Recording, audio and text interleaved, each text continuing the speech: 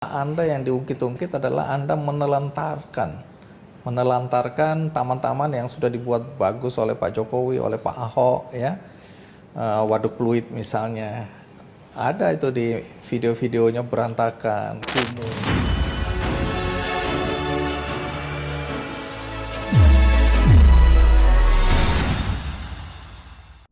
Jakarta selalu menjadi barometer pembangunan nasional, politik, hingga ekonomi Indonesia. Itulah mengapa orang-orang yang memimpin Jakarta selalu mendapatkan sorotan lebih dibandingkan gubernur di provinsi lainnya. Nama Anies dan Ahok merupakan dua sosok mantan gubernur DKI yang kinerja mereka selalu mendapat sorotan. Ada yang menuai sukses dan sanjungan, dan yang satunya menuai kritik dan ejekan. Ya, Anies lah sosok gubernur DKI paling gagal selama DKI ditetapkan sebagai ibu kota. Bagaimana tidak, Jakarta yang dulunya di tangan Ahok membawa harapan bagi Indonesia memiliki kota setara Hong Kong, New York, hingga Singapura ini justru kembali kumuh saat jabatan gubernur dipegang oleh Anies Baswedan. Dan berikut ini 5 tempat yang dulunya bersih dan maju, kini justru kembali kumuh dan tak terawat di tangan Anies Baswedan. Namun sebelum lanjut, jangan lupa klik subscribe-nya dan nyalakan notifikasinya. 1. Kalijodo.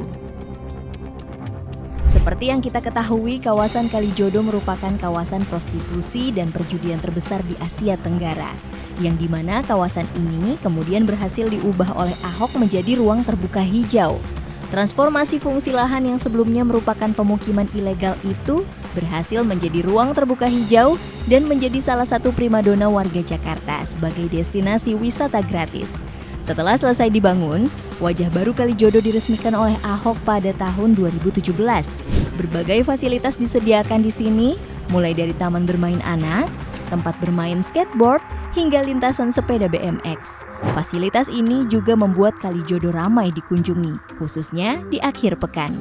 Namun tak perlu waktu lama, kawasan Kalijodo kemudian terlihat buruk. Setelah Anies Baswedan dilantik menjadi gubernur DKI pada 16 Oktober 2017, sejumlah perbedaan begitu terasa.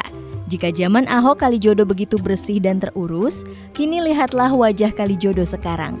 Rumput yang dulunya hijau, kini gersang tak terurus. Begitupun dengan lintasan sepeda yang dulunya mulus, kini sudah retak dan mengelupas. Paling parahnya, beberapa bangunan ilegal mulai tampak berdiri kembali. Dikhawatirkan Kalijodo akan kembali seperti semula menjadi sarang lokalisasi. 2. Waduk Pluit. Waduk Pluit merupakan danau buatan yang dibangun di penjaringan Jakarta Utara. Namun seiring waktu, waduk ini justru dipenuhi tumpukan sampah, eceng gondok liar yang tak terawat, dan perkampungan kumuh. Waduk ini memiliki kedalaman 10 meter. Namun karena tumpukan sampah dan banyaknya eceng gondok liar, kedalamannya waduk ini berkurang drastis menjadi 2 meter saja. Namun semua wajah jelek Waduk Pluit berhasil disulap Ahok menjadi tempat wisata favorit warga. Semua bermula saat Ahok melakukan normalisasi kali dan waduk di Jakarta. Waduk Pluit pun berhasil disolek Ahok begitu rupa. Banyak warga menjadikan tempat ini untuk hiburan keluarga, melakukan senam, bahkan semakin sore Waduk Pluit semakin ramai pengunjungnya. Namun kini wajah Waduk Pluit kembali kumuh dan tak terawat di tangan Anies Baswedan. Sampah juga terlihat menumpuk di salah satu sudut Taman Waduk Pluit. Akankah Taman Waduk kebanggaan Jokowi dan Ahok yang sempat dipuji asing akan kembali ke wajah semulanya? Sangat disayangkan. 3. Rusunawa versus DP 0%. Kita harus akui dua hal yang menjadi keunggulan Anies terhadap Ahok adalah tutur katanya serta agamanya. Lain dari situ tidak ada. Ini bukan ujaran kebencian atau keberpihakan, tapi apa yang terjadi di lapangan membuktikan bahwa Anies hanya pintar dengan narasinya tapi tidak dengan outputnya. Sebagai contoh, Rusunawa yang digagas oleh Ahok versus Rumah DP 0% sebagai program unggulan Anies. Sejak dilantik tahun 2017 sebagai Gubernur DKI, Rumah DP 0% yang semula ditargetkan Anies terbangun sebanyak 232.214 unit. Pada kenyataannya sampai Anies keluar dari jabatannya, Rumah DP 0% hanya terbangun sebanyak 2.000 unit saja. Tentu tak salah menyebut bahwa program Anies ini gagal total. Penyebab mengapa rumah DP 0% itu gagal total karena masyarakat tidak mampu mencicil hunian tersebut. Dan kalaupun masyarakat mampu mencicil rumah tersebut, mereka hanya berstatus sebagai pemilik gedungnya, bukan pemilik tanahnya. Sedangkan program Rusunawa atau rumah susun sederhana sewa yang diusung Ahok selama ia memimpin DKI Jakarta cukup sukses. Rumah yang diperuntukkan bagi warga dengan ekonomi menengah ke bawah ini cukup diminati. Dengan total 50.000 rusun yang dibangun Ahok, warga cukup antusias.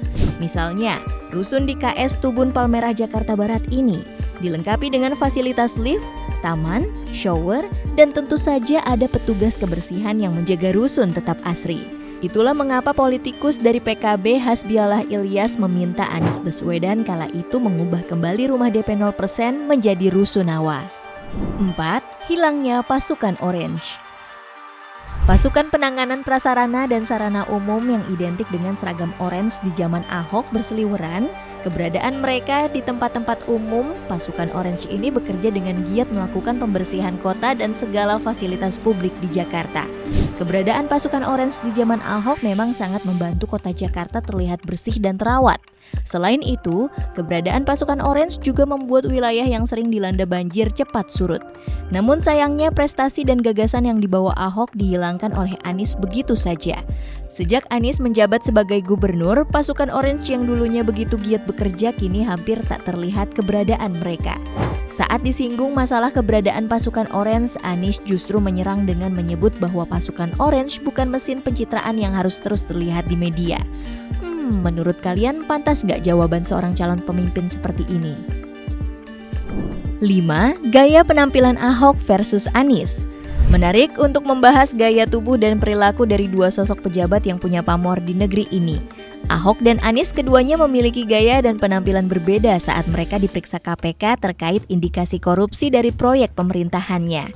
Saat itu Ahok di tahun 2016, Ahok diperiksa terkait dugaan kasus pengadaan lahan rumah sakit Sumber Waras.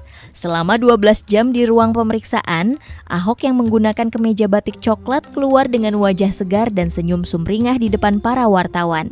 Sementara Anies juga pernah mengalami kasus serupa di tahun 2021 saat dirinya diperiksa KPK terkait kasus dugaan korupsi pengadaan tanah di Munjul, Jakarta Timur. Dengan pengawalan, Anies tampak tegang memberikan keterangan kepada wartawan. Oke guys, kira-kira bagaimana menurut kalian tentang dua sosok politikus ini? Jangan lupa tulis di kolom komentar and see you next video. Bye-bye.